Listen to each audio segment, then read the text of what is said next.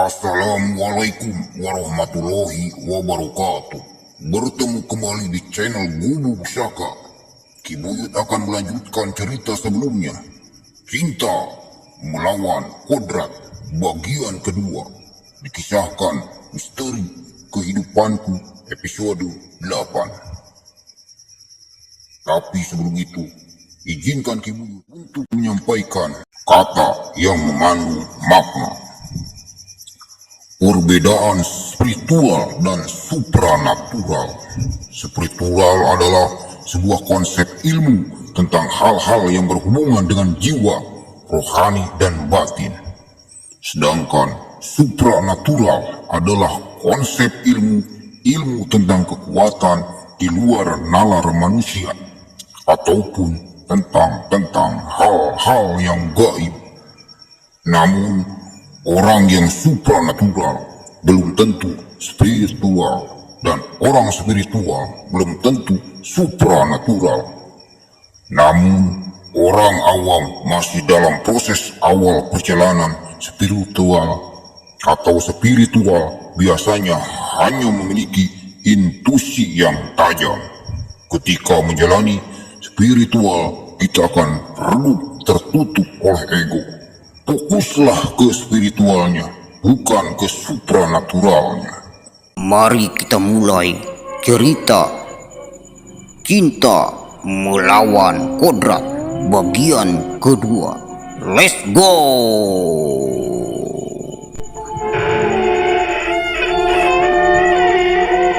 Tiba-tiba pintu kamar terbuka dan nongol kepala. Ternyata itu ibunya Jody. Nak, katanya kamu mau tahajud.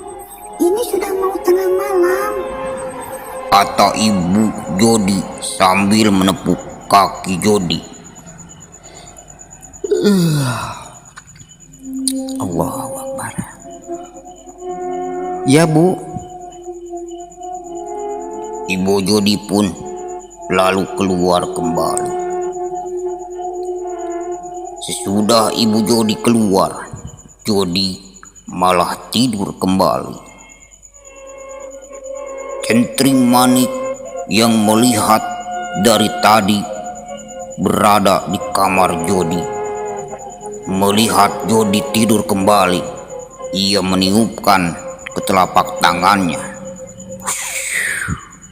Tiba-tiba muncul sehelai bulu ayam di tangan Centring Manik. Lalu ia menghampiri Jody dan mulai beraksi mengusap-usapkan bulu ayam tersebut ke telapak kaki Jody, yang mengakibatkan Jody merasa geli di kakinya, dan ia pun berkata, "Iya bu, jangan gelitik bu, bentar lagi. Nanti kalau sudah lewat jam 12, Jody juga bangun." Centring Manik tertawa kecil. Lalu ia mengulangi kembali mengusap bulu ayam ke kaki Jody sampai berulang-ulang. Tapi kali ini gagal. Saking pulasnya Jody tidur, tidak bergerak sama sekali, malah terdengkur-dengkuran kecil. Centring Manik kali ini pindah, malah mengkorek-korek hidung Jody dengan bulu ayam tersebut, hingga Jody terperanjat bangun. "Ah, ibu, geli bu," kata Jody sambil membuka matanya. Sontak Jody kaget melihat perempuan di hadapannya. Bukan ibunya, melainkan perempuan muda yang berparas cantik yang tiada tanding. Kamu? Centring Manik tersenyum.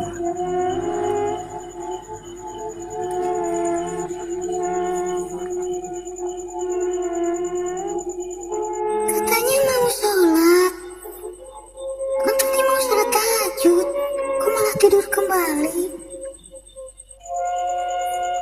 Jody tidak menjawab. pertanyaan Tentri Manik, malah balik bertanya. Kaukah itu Nyimas? Kata Jodi sambil mengampulkan ingatannya.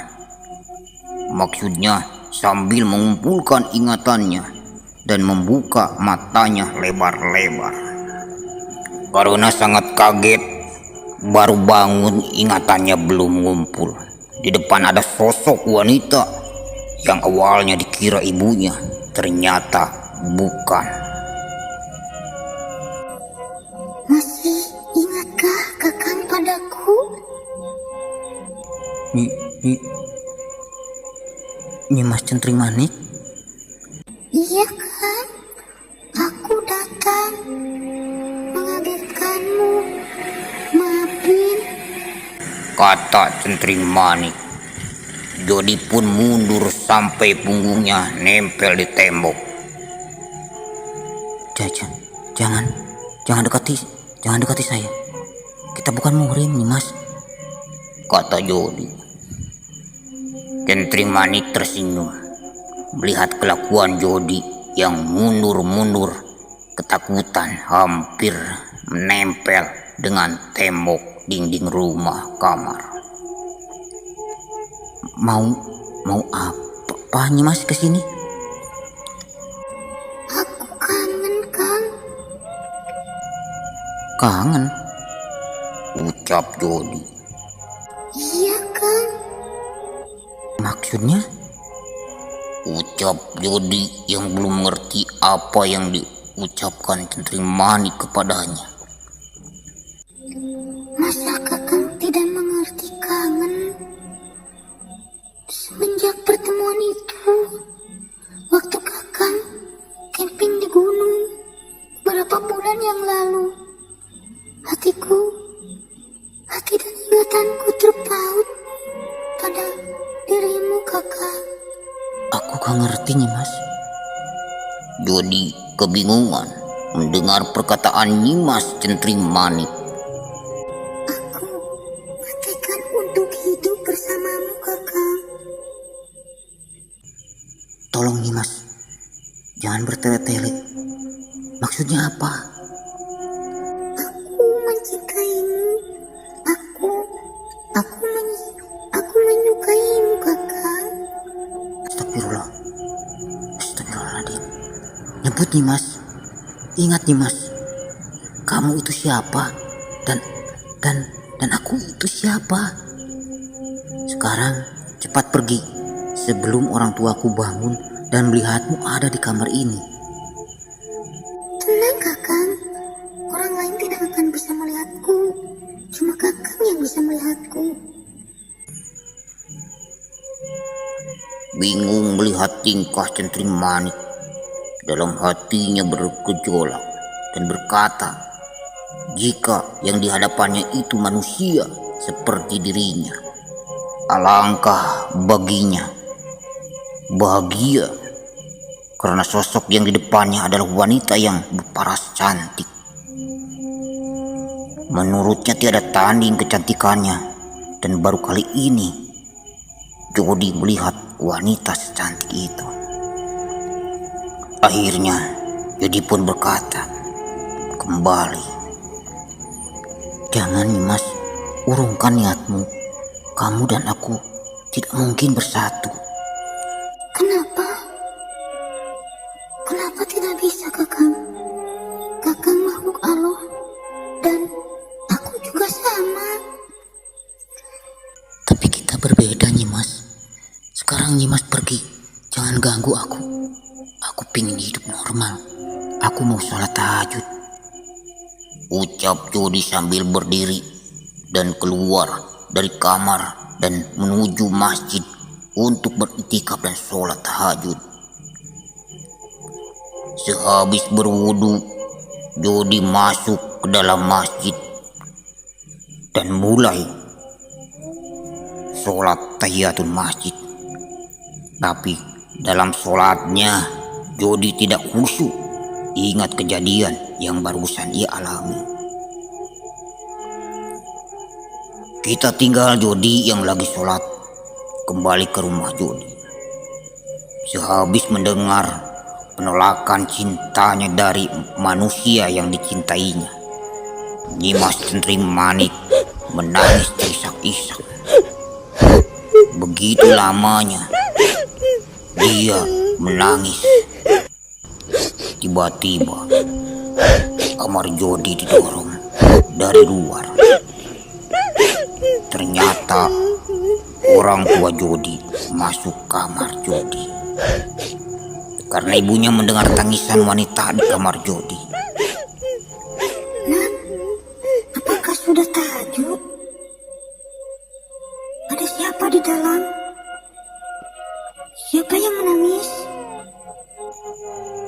Tapi ibunya Jody kaget setelah masuk di kamar Jody. Tidak ada siapapun. Ibunya bicara sendiri dalam hatinya. Siapa yang tadi ya? Yang menangis? Dan juga anakku sudah pergi ke masjid kayaknya. Tapi kok suaranya jelas terdengar di kamar anakku? Ucap ibu Jody sambil menutup pintu kamar Jody dan bergegas masuk kamar kembali meneruskan dikirnya. Ternyata ibunya Jody belum tidur. Ia lagi sholat tahajud dan dikir di kamarnya. Begitu ada tangisan, ibu Jody sontak kaget dan masuk ke kamar Jody.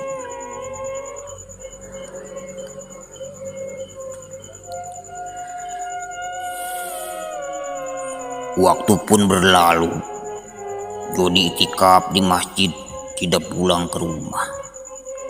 Hari demi hari, Jody setelah kejadian malam pertemuan dengan Nyimas Centring Manik berulang kembali bertemu dengan Nyimas Centring Manik. Jody jadi banyak melamun, seperti orang yang hilang ingatan. Pikirannya melayang-layang kemana-mana.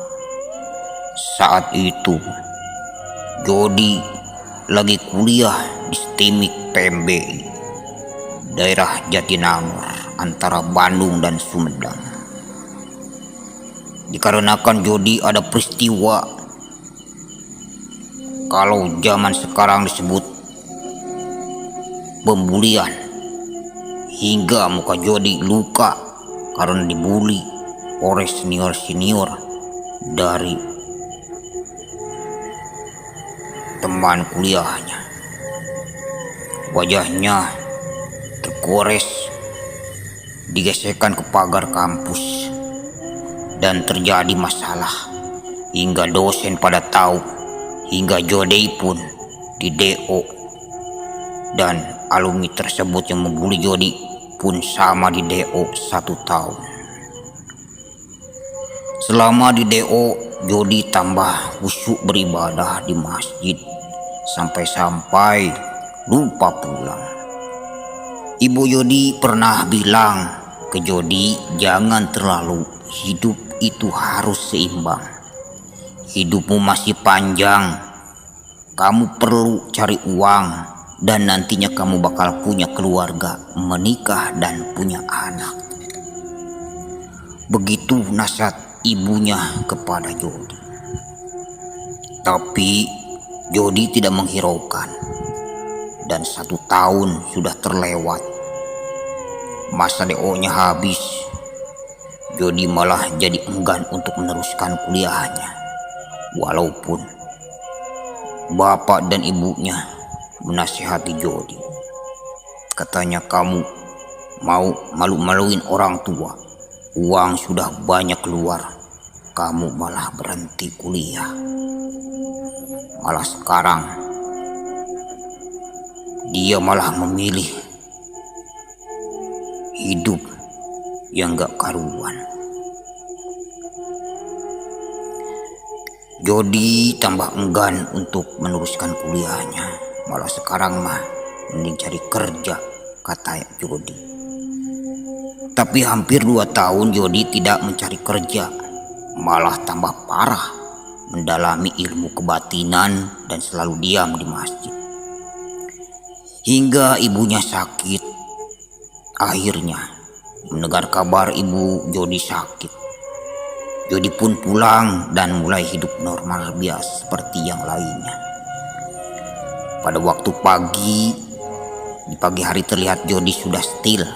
Dia bilang pada ibunya mau mencari kerja, mau melamar kerja katanya.